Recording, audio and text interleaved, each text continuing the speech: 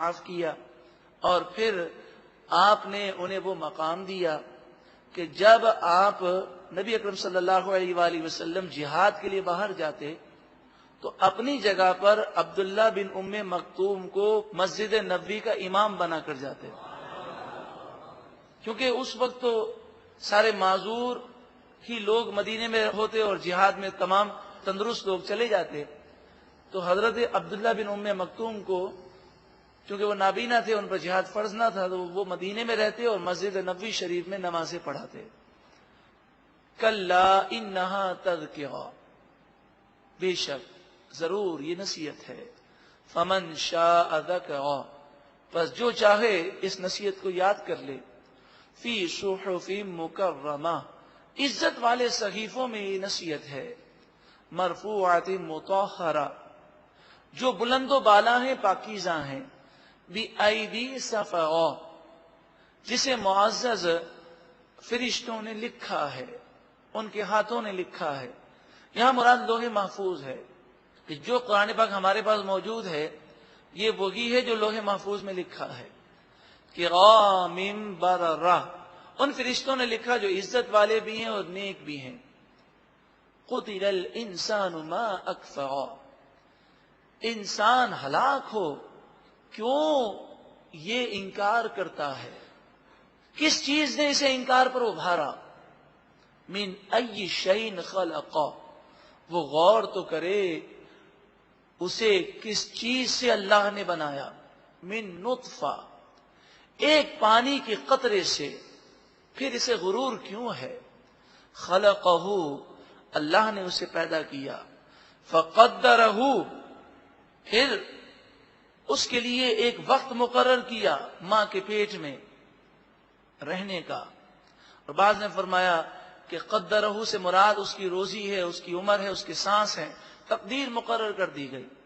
ثم السبیل یسرہ، پھر اس کا راستہ آسان کیا، ماں کے پیٹ سے نکلنے اور غذا کھانے اور ہوا لینے کے راستے آسان کیے۔ اور بعض نے فرمایا کہ دنیا میں آنے کے بعد زندگی اس کے لیے آسان کر دی، سانس لینا کتنا آسان ہے، ہم کوئی لقمہ کھاتے ہیں تو اس لقمے کا پیٹ میں اترنا کتنا آسان ہے، اس کا ہضم ہونا کتنا آسان ہے۔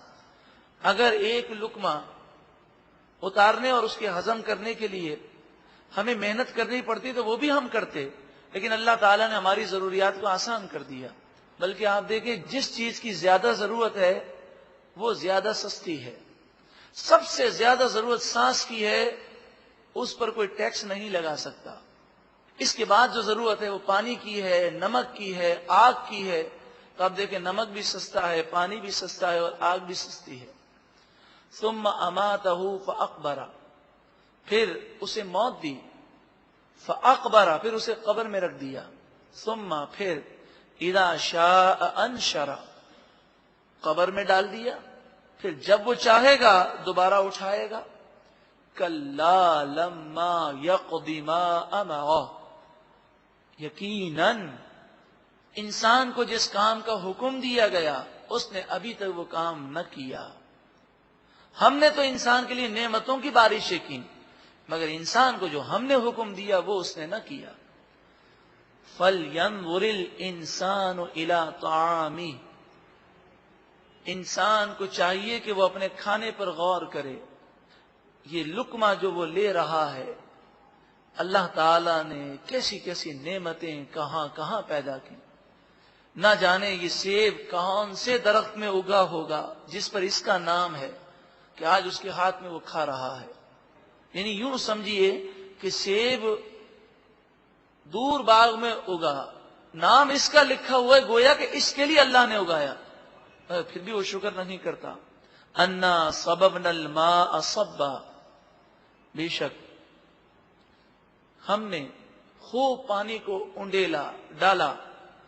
ثم شققنا الارض شقا، پھر ہم نے زمین کو پھاڑ دیا۔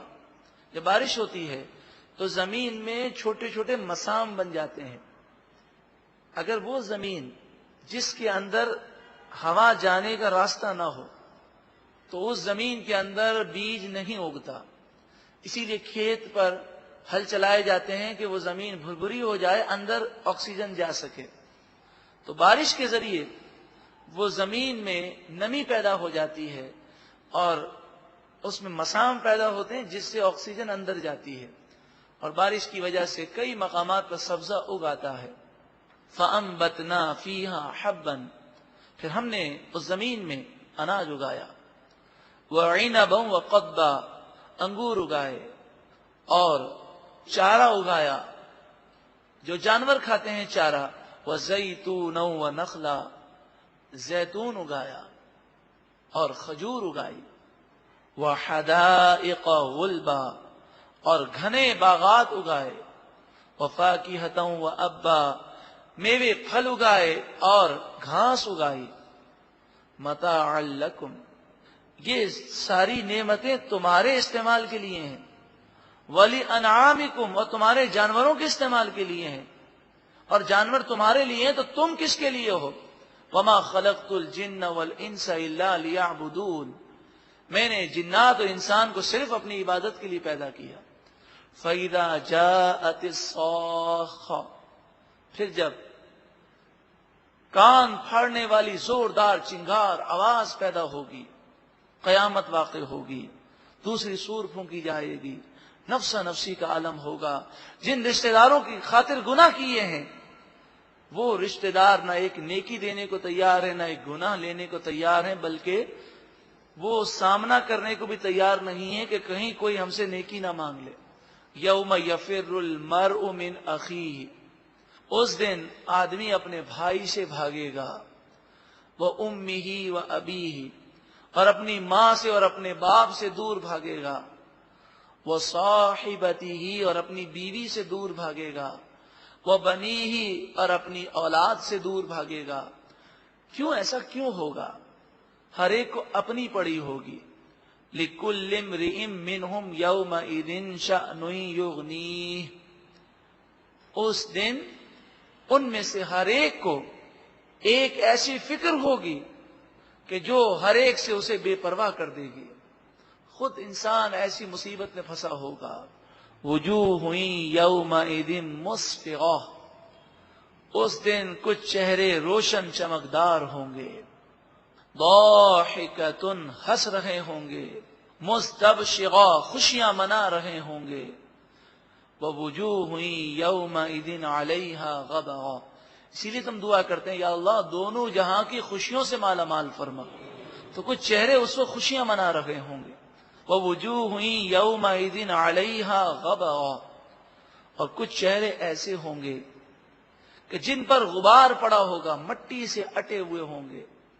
یعنی مراد یہ ہے کہ وہ رسوائے زمانہ ہوں گے، چہرے کالے پڑ چکے ہوں گے، شرمندگی اور ندامت ہوگی.